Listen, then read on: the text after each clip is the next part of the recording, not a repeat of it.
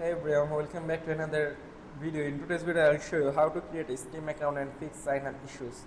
To create a Steam account, open your web browser and go to the Steam website by searching Steam. Just search Steam directly and then tap onto it.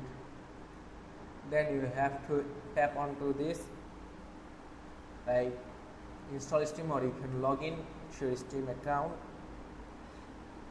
So if you already have a Steam account, just enter your sign in account name or password, or you can just create a new account. As I already have an account, I'm just gonna enter the account's name. So after entering your account name and password, or you just can create an account, tap on to sign in or login. As you can see, it is asking me to verify my account, so I'm just gonna do it. So that's it. This is how you can create or log into your Steam account. This is very simple. Just follow the steps correctly and that's it. Now you can purchase your games whichever you like.